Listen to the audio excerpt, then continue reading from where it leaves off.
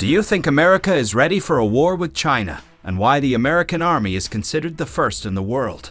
Tensions between the US and China have been on the rise in recent years, with many experts talking about the possibility of conflict between the two states. But what are the real chances of a war, and how prepared is the US military for this scenario?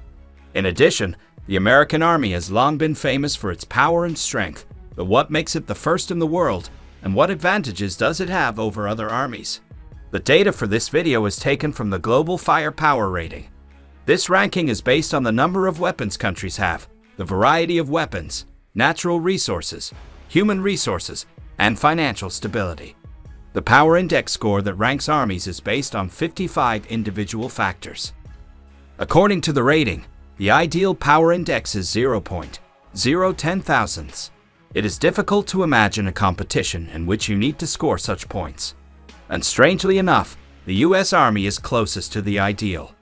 Her coefficient is 0.72. The closest competitors, Russia and China, according to this rating, are already on their heels, but still behind. Does this mean that American weapons, in alliance with the political system, can be called the best in the world? Let's remember what samples of American weapons are known around the world and what analogs the closest neighbors in the rating have, in particular to China. Today we will analyze the weapons of the US Army. You are on the Caro Show channel. Enjoy watching. Fighters. What could be more American? Maybe burgers, but we're not a food channel. So our first fighter is the F-35. The US Air Force introduced this fighter in 2015. The F-35 has three main variants with different landing abilities. The F-35A is the base variant and conventional fighter. The F-35B is a short takeoff and vertical landing aircraft. It can hover in the air thanks to a special rotating engine. The F-35C is an aircraft carrier variant designed to replace the F-18 jet fighter. The project of this fighter cost an unrealistic amount. The cost of the F-35 program is mind-boggling.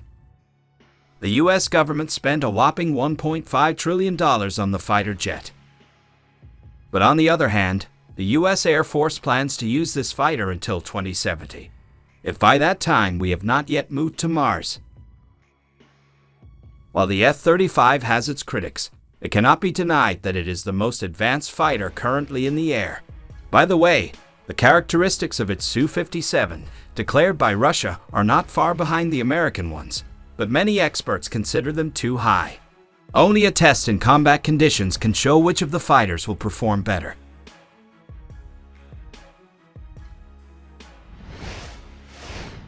We remembered fighters for aircraft carriers. It's time to remember the aircraft carrier itself. Gerald R. Ford is the first aircraft carrier of the new class in over 40 years. When launched in November 2013, the ship was christened in honor of the former US president. By the way, the daughter of Ford himself broke a bottle of champagne on board.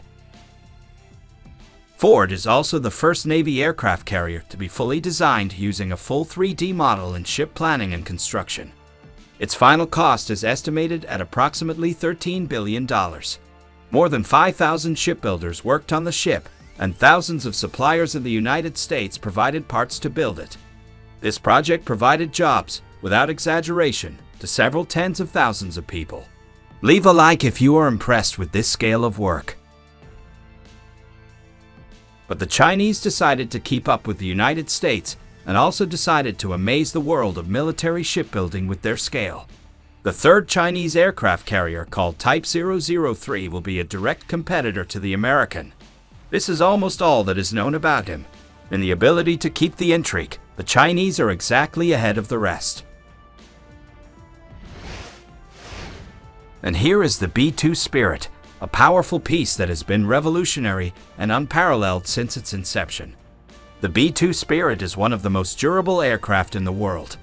It is the only aircraft that combines range, stealth, and high payload on a single platform. The B-2 was first used during Operation Allied Force. Two B-2s flew over 30 hours from Whiteman Air Force Base in Missouri to Kosovo.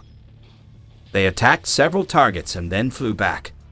B-2s flew less than 1% of the total missions. but destroyed 33% of their targets during the first 8 weeks of the conflict. Northrop Grumman continues to upgrade and expand the capabilities of the B-2, as well as maintain each aircraft. The service is very varied, from extensive software maintenance to testing and development of the latest software. It's time to remember the legendary F-15, designed by McDonnell Douglas and then Boeing. The F-15 is still in production.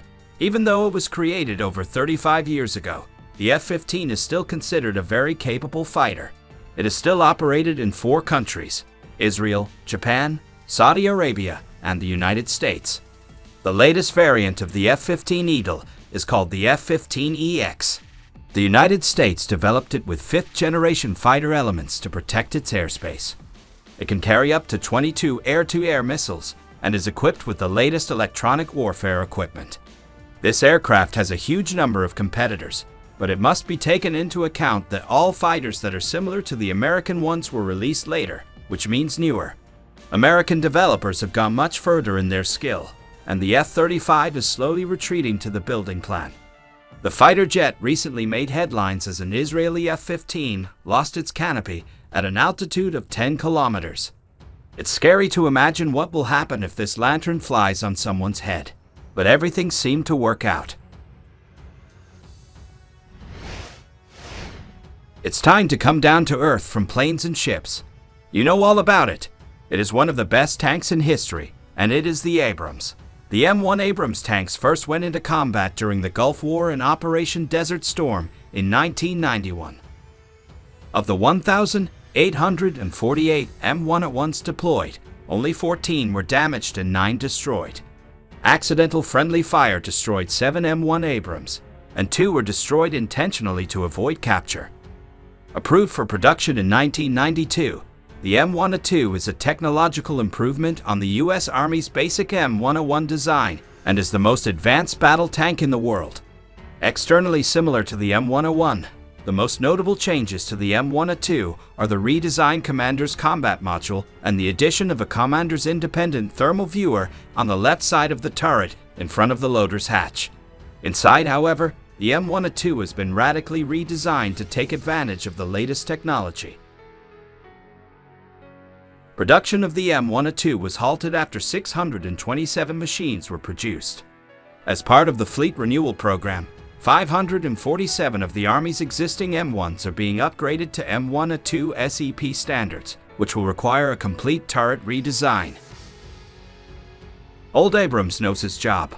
The Leopard, Abrams, Challenger trio has all the power of tank engineering of recent decades. But younger guys are stepping on their heels. Korean K-2, Israeli Merkava, Russian Armata, and others are stepping on their heels. I wonder what the American response will be. After all, there are no super revolutionary tanks from them yet. And this is the AH-64 Apache Guardian. This helicopter is a true legend. But what is its secret? One of the most important components of an attack helicopter is its survivability. Since helicopters usually operate in close proximity to ground forces, their vulnerability to enemy ground systems and aircraft is their weakness, but not for the Apache. The entire helicopter consists of boron-plated structural steel armor. As a result, the whole helicopter can withstand 12 and 7mm caliber gunships used by anti-aircraft guns mounted on tanks and armored vehicles. Not only that, the main rotor and engine compartments are reinforced with heavy Kevlar sheeting to withstand even 23mm armor-piercing projectiles. Even the bulletproof glass canopy of the cockpit can withstand heavy fire. The pilot's and co-pilot's seats are additionally clad in heavy Kevlar. The architecture of the helicopter is designed in such a way that in case of an accident, the structure around the cockpit collapses, absorbing most of the impact force, providing greater survivability of the crew. It seems there are no questions, and competitors to this monster are just beginning to emerge.